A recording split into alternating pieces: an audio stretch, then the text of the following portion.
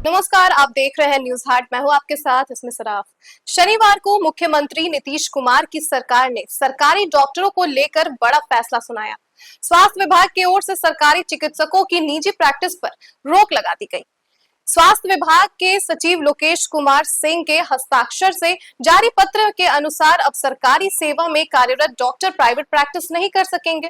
बिहार सरकार स्वास्थ्य विभाग के इस फैसले का उद्देश्य सरकारी अस्पतालों में स्वास्थ्य सेवाओं को और बेहतर बनाना बताया जा रहा है। बता दें कि सरकार का मानना है कि इससे डॉक्टर पूरी तरह से अपनी सरकारी जिम्मेदारियों पर ध्यान दे सकेंगे। पत्र में लिखा गया है कि यह व्यवस्था बिहार स्वास्थ्य सेवा संवर्ग और चिकित्सा शिक्षा सेवा से जुड़े सभी चिकित्सकों पर लागू होगी। हालांकि सरकार जल्द ही इस संबंध में विस्तृत दिशा निर्देश भी जारी करेगी, जिससे नियमों के पालन को स्पष्ट किया जा सके।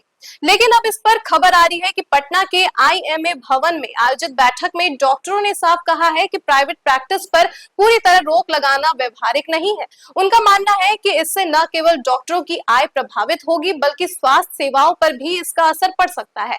डॉक्टरों ने इसे वन साइडेड डिसीजन बताते हुए सरकार से पुनः विचार करने की मांग की है। इंडियन मेडिकल एसोसिएशन यानी कि आईएमए, बिहार स्वास्थ्य सेवा संघ यानी कि भासा और विश्व आयुर्वेद परिषद ने इस फैसले को एक तरफा करार देते हुए आंदोलन की भी चेतावनी दे दी है। डॉक्टरों का साफ कहना है कि सरकार का यह कदम न केवल उनके अधिकारों का हनन है, बल्कि स्वास्थ्य व्यवस्था पर भी इसका प्रतिकूल असर पड़ेगा। डॉक्टरों का तर्क है कि प्राइवेट प्रैक्टिस को अनिवार्य रूप से बंद करने के बजाय इसे वैकल्पिक रखा जाना चाहिए। उनका कहना है कि सरकारी सेवा में आने वाले डॉक्टरों या मेडिकल शिक्षकों पर किसी भी तरह का दबाव बनाना अनुचित है। आईएमए के पूर्व राष्ट्रीय अध्यक्ष डॉक्टर सहजानंद प्रसाद सिंह और भासा के अध्यक्ष डॉक्टर रोहित कुमार ने स्पष्ट किया कि बिना सुविधाओं में सुधार किए इस तरह की पाबंदी लगाना न्याय संगत नहीं है। बिहार स्वास्थ्य सेवा संघ यानी कि भासा ने इस विवाद को सुलझाने के लिए सरकार के सामने 5 प्रमुख मांगे रखी है।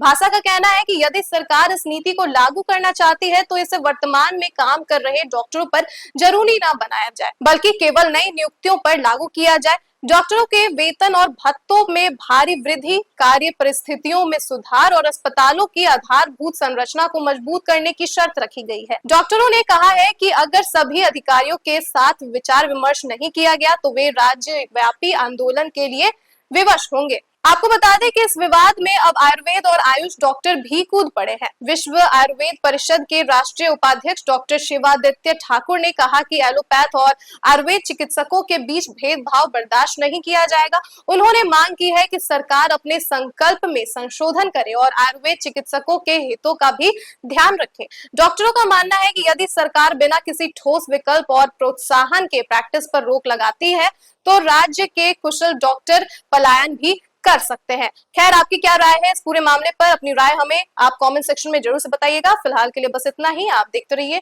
न्यूज हाट। धन्यवाद।